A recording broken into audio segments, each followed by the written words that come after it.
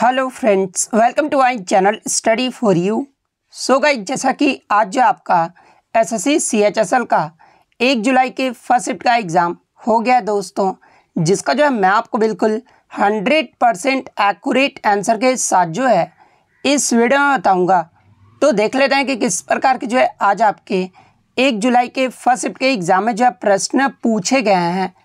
उससे पहले एक बात और दोस्तों, कि जिन्होंने भी अगर चैनल को सब्सक्राइब नहीं किया है तो एसएससी सीएचएसएल एग्ज़ाम से रिलेटेड पल पल की अपडेट के लिए जो है चैनल को सब्सक्राइब ज़रूर कर दीजिएगा। और बगल में ही आपको एक बेल आइकन यानी घंटी का निशान भी दिख रहा होगा, तो आप उसे भी जो है ज़रूर प्रेस कर दीजिएगा। तो चलिए वीडियो को स्टार्ट करते हैं। तो आपका पहला क्वेश्चन आया था कि असद अली खान का संबंध किस वाद्ययंत्र से है। तो देखिए, असद अली खान की बात कर ले तो ये जो आपके रुद्र वीणा से संबंधित थे, तो रुद्र वीणा आपका यहाँ पे करेक्ट आंसर होगा। इनके अगर पुरस्कार की बात कर ले तो देखिए, असद अली खान को 2008 में जो है पद्म भूषण पुरस्कार से और 1977 में जो है इन्हें संगीत नाटक अकेडमी पुरस्कार से भी जो वो सम्मानित किया गया था। तो ये पॉइंट भी आपको ध्यान में रखना है। नेक्स्ट क्वेश्चन आपका यहाँ रहा था कि 322 ईसा पूर्व में चंद्रगुप्त मौर्य के द्वारा किस साम्राज्य की स्थापना जो है वो किया गया था। तो देखिए, 322 ईसा पूर्व में चंद्रगुप्त मौर्य के द्वारा जो है ये मौर्य साम्राज्य की स्थापना जो है वो किया गया था। तो मौर्य साम्राज्य आपका यहाँ पे करेक्ट आंसर होगा। इसके अलावा बात कर ले मौर्य वंश का जो शासनकाल कब से कब तक रहा था। तो देखिए, मौर्य वंश का जो शासनकाल है ना, ये आपके 321 ईसा पूर्व से लेकर जो है 185 ईसा पूर्व तक रहा था। और मौर्य वंश की जो है राजधानी क्या रही थी। तो देखिए, मौर्य वंश की जो राजधानी रहा था ना, ये पाटलिपुत्र रहा था। इसके अलावा इससे प्रीवियस शिफ्ट में आपसे पूछा गया था कि आपके चंद्रगुप्त मौर्य के जो है पोते का नाम यानी जो है ग्रैंडसन का नाम जो है वो पूछा गया था। तो देखिए, चंद्रगुप्त मौर्य के जो पोते थे ना, ये आपके सम्राट अशोक थे। वहीं चंद्रगुप्त मौर्य के बेटे का नाम अगर पूछा जाए तो देखिए, चंद्रगुप्त मौर्य के जो बेटे थे ना, ये आपके बिंदुसार थे। और ये जो आपके मौर्य वंश के जो है ये दूसरे शासक थे, जिनका कार्यकाल जो है 298 ईसा पूर्व से लेकर जो है 272 ईसा पूर्व तक रहा था।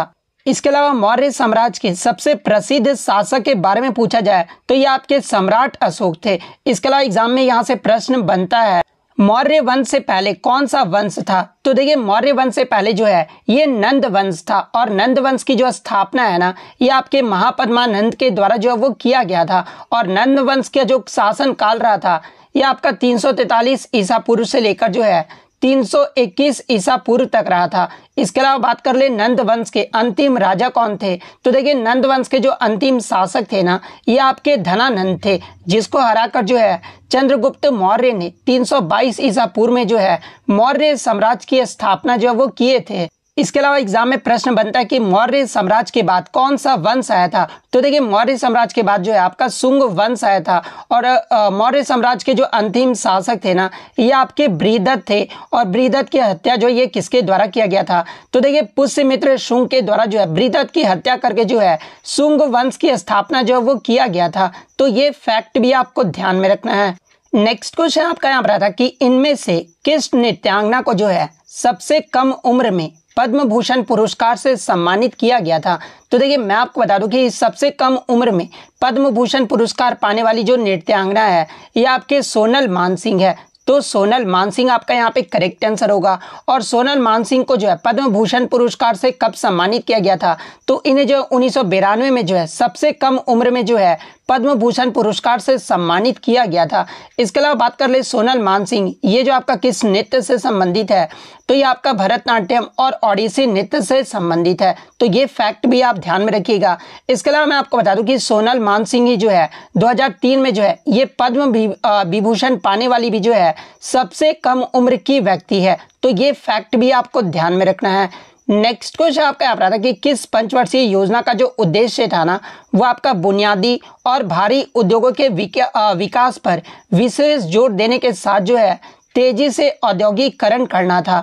तो देखिए, दूसरी जो पंचवर्षीय योजना था ना, इसका जो मुख्य उद्देश्य था ये आपका बुनियादी और भारी उद्योगों के विकास पर विशेष जोर देने के साथ साथ जो है तेजी से औद्योगिकरण यानी इंडस्ट्रियलाइजेशन पर भी था। तो दूसरी पंचवर्षीय योजना आपका करेक्ट आंसर होगा। दूसरी पंचवर्षीय योजना का कार्यकाल कब से कब तक रहा था? तो ये आपका 1956 से लेकर 1961 तक रहा था। और ये जो आपका दूसरी पंचवर्षीय योजना था ना, ये आपके पीसी महालनोबिस मॉडल पर आधारित था। और इसमें जो आपका विकास का जो लक्ष्य निर्धारित किया गया था वो आपका 4.50% निर्धारित किया गया था, लेकिन वास्तविक जो आपका लक्ष्य हासिल किया गया था तो ये आपका 4.27% जो है वो आपका हासिल किया गया था। यानी दूसरी पंचवर्षीय योजना जो रहा था वो आपका असफल रहा था। तो ये फैक्ट भी आपको ध्यान में रखना है। नेक्स्ट क्वेश्चन आपका यहाँ पर आता है कि 2011 की जनगणना के अनुसार हिंदू जनसंख्या में जो है वृद्धि प्रतिशत जो है ये कितना रहा था? तो देखिए मैं आपको बता दूं कि 2001 से लेकर 2011 के दशक में जो आपका जनसंख्या के जो वृद्धि दर रहा था ना भारत में, वो आपका 17.7% रहा था। जिसमें अगर हिंदू की बात कर ले तो हिंदू जनसंख्या का जो आपका दशकीय वृद्धि दर रहा था ना, ये आपका 16.8% रहा था। तो 16.8% आपका करेक्ट आंसर होगा। वहीं अगर मुस्लिम की बात कर ले तो मुस्लिम जो ये आपका 24.6% जो है ये दशकीय वृद्धि दर रहा था, जनसंख्या दशकीय वृद्धि दर। वहीं अगर ईसाई धर्म की बात कर ले तो ये आपका 15.5% रहा था। सिख धर्म जो आपका 8.4% रहा था। और बौद्ध धर्म जो ये आपका 6.1% और जैन जो आपका 5.4% रहा था। तो ये फैक्ट भी आपको ध्यान में रखना है। इसके अलावा अगर एग्जाम में पूछा जाए कि 2011 की जनगणना के अनुसार किस धार्मिक समुदायों की जो जनसंख्या वृद्धि दर है ना वो सबसे अधिक रहा था, तो देखिए ये जो आपका मुस्लिम धर्म था ना, इसका जो जनसंख्या वृद्धि दर है वो सबसे अधिक रहा था, जो कि 24.6% रहा था। नेक्स्ट क्वेश्चन आपका यहाँ पर आता है कि पहली पंचवर्षीय योजना का जो लक्ष्य है ना ये कितना निर्धारित किया गया था? तो देखिए पहली पंचवर्षीय योजना की बात कर ले तो ये जो आपका 1951 से 1956 की अवधि तक चला था।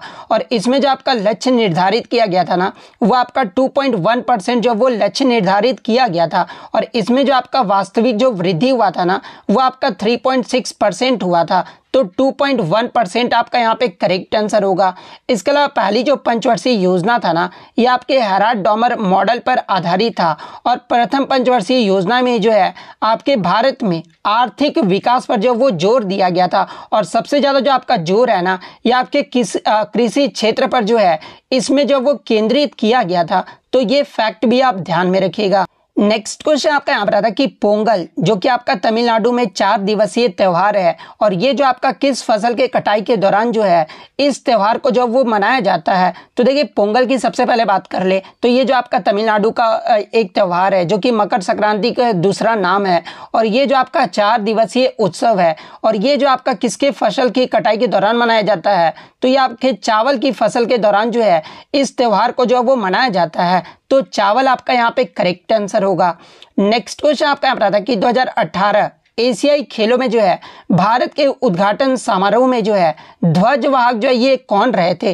तो देखिए 2018 के एशियाई खेल की बात कर ले तो ये जो आपका इंडोनेशिया के जकार्ता और पोलेमबर्ग शहर में आयोजित किया गया था, जिसमें भारत के तरफ से जो आपके उद्घाटन समारोह में जो आपके ध्वजवाहक रहे थे ना ये आपके नीरज चोपड़ा रहे थे। वहीं समापन समारोह में जो ध्वजवाहक रही थी ये रानी रामपाल रही थी। तो आपका जो है उद्घाटन समारोह का पूछा गया था तो नीरज चोपड़ा आपका करेक्ट आंसर होगा। वहीं अगर बात कर ले 2018 एशियाई खेल में भारत जो है कौन से पायदान पर और कितने मेडल जो है वो हासिल किया था?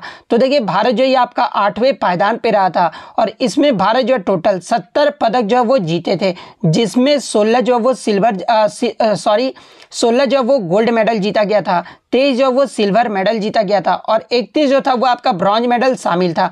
तो ये फैक्ट भी आपको ध्यान में रखना है। इसके अलावा 2022 अगर एशियाई गेम्स की बात कर ले तो देखिए 2022 का जो एशियन गेम्स है ये आपका कोविड-19 की वजह से 2023 में आयोजित किया गया था, जो कि आपका 19वां संस्करण था। और ये जो आपका हांगझाऊ चीन में आयोजित किया गया था, जिसमें अगर ध्वजवाहक की बात कर ले तो देखिए ये जो आपके उद्घाटन समारोह के जो ध्वजवाहक रहे थे ना ये आपके हरमनप्रीत सिंह और लवलीना बोर्गोहेन रही थी। वहीं समापन समारोह के जो ध्वजवाहक रहे थे ये आपके PR श्रीजेश रहे थे। वहीं अगर भारत की पदक तालिका की बात कर ले तो इसमें जो है भारत 107 पदक जीता था, जिसमें 28 गोल्ड, 38 सिल्वर और 41 जो था वो आपका ब्रॉन्ज मेडल था। जो और भारत के पायदान की बात कर ले तो भारत जो इसमें चौथे पायदान पे रहा था। तो ये फैक्ट भी आपको ध्यान में रखना है।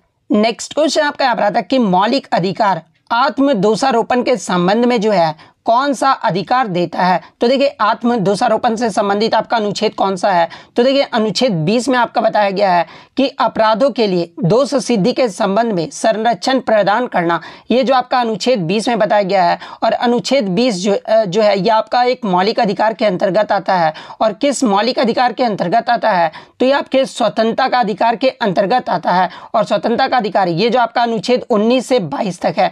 तो अगर ऑप्शन में आपका स्वतंत्रता का अधिकार दिया गया था तो स्वतंत्रता का अधिकार आपका करेक्ट आंसर होगा।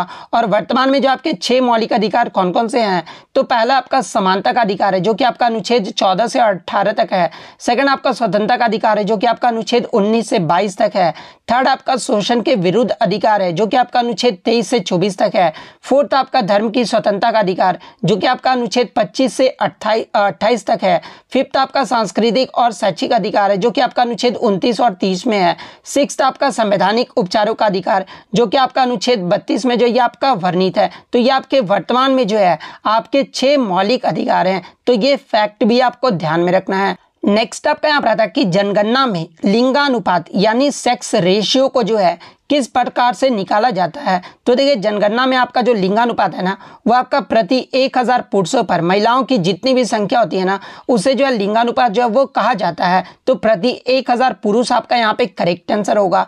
वहीं अगर बात कर ले 2011 की जनगणना के अनुसार भारत का लिंगानुपात कितना रहा था, तो देखिए भारत का जो लिंगानुपात है ना ये आपका 943 रहा था। यानी प्रति 1000 पुरुषों पर जो महिलाओं की संख्या थी ना वो आपका 943 था। और सबसे लिंगानुपात वाला राज्य अगर जाए तो देखिए सबसे लिंगानुपात वाला जो राज्य रहा था ना ये आपका केरल राज्य रहा था। और सबसे कम लिंगानुपात वाला राज्य अगर पूछा जाए तो ये आपका हरियाणा राज्य का रहा था। हरियाणा का जो लिंगानुपात है ना ये आपका 879 रहा था। तो ये फैक्ट भी आपको ध्यान में रखना है। नेक्स्ट आपका यहाँ पर आता कि 1771 में कौन सा बैंक स्थापित किया गया था। तो देखिए 1771 में जो है ये आपका बैंक ऑफ हिंदुस्तान स्थापित किया गया था जो कि भारत का पहला जो है ये बैंक था। तो बैंक ऑफ हिंदुस्तान आपका करेक्ट आंसर होगा। नेक्स्ट आपका यहाँ पर आता है कि निर्वाचन आयोग ये जो है किस प्रकार का एक निकाय है। तो देखिए निर्वाचन आयोग की बात कर ले तो ये जो आपका एक संवैधानिक निकाय है। तो संवैधानिक निकाय आपका करेक्ट आंसर होगा। नेक्स्ट क्वेश्चन आपका यहाँ पर आता है कि who is the new deputy NSA यानी national security adviser of India. तो देखिए मैं आपको बता दूं कि वर्तमान में राष्ट्रीय उप सुरक्षा सलाहकार जो है ये आपके कौन है। तो देखिए वर्तमान में जो आपके नए बनाए गए हैं ये आपके पंकज कुमार सिंह को जो है वो बनाया गया है। तो पंकज कुमार सिंह आपका यहाँ पे करेक्ट आंसर होगा। वहीं अगर बात कर ले वर्तमान में अगर आपके राष्ट्रीय सुरक्षा सलाहकार के अध्यक्ष पूछा जाए तो देखिए वर्तमान में जो आपके राष्ट्रीय सुरक्षा सलाहकार है ना ये आपके अजीत डोभाल हैं। तो ये फैक्ट भी आपको ध्यान में रखना। उप सुरक्षा सलाहकार पूछा गया था इसलिए आपके पंकज जो है वो करेक्ट आंसर होगा। यानी पंकज कुमार सिंह आपका यहाँ पे करेक्ट आंसर होगा। नेक्स्ट क्वेश्चन आपका यहाँ पर आता है कि 2023 में लक्ष्मी योजना जो है ये किस राज्य के द्वारा जो है वो शुरू किया गया है। तो देखिए 2023 में लक्ष्मी जो योजना है ना ये आपके उड़ीसा राज्य के द्वारा जो वो शुरू किया गया है। और इस योजना के अंतर्गत जो है ये आपके ग्रामीण क्षेत्रों में लोगों को सस्ती बस सेवा जो है वो प्रदान की जाती है। तो उड़ीसा सरकार आपका यहाँ पे करेक्ट आंसर होगा। इसी से मिलता जुलता एक और आपका नाम है कि लाडली लक्ष्मी योजना के बारे में। तो देखिए लाडली लक्ष्मी योजना ये जो आपका 2023 में जो 2.0 है ना ये आपके मध्य प्रदेश सरकार के द्वारा जो वो शुरू किया गया है। तो ये फैक्ट भी आपको ध्यान में रखना है। नेक्स्ट क्वेश्चन आपका यहाँ पर आता है कि रेसलिंग यानी कुश्ती में जो है ये 3 अंक कब दिए जाते हैं। तो देखिए 3 अंक जो है ये आपका कब दिया जाता है। तो देखिए यदि कोई एक खिलाड़ी अपनी कमर के स्तर से ऊपर उठाते हुए जो है विरोधी को नीचे लाने में सक्षम होता है और खड़े रहते हुए टेक डाउन पूरा करने से पहले जो है अपने विरोधी को उनकी पीठ पर नीचे लाते हुए जो है अगर ये अधिकता वाला टेक डाउन करता है तो इस प्रक्रिया में जो है वो 3 अंक जो है वो दिए जाते हैं। तो ये वाला ऑप्शन आपका यहाँ पे करेक्ट आंसर होगा।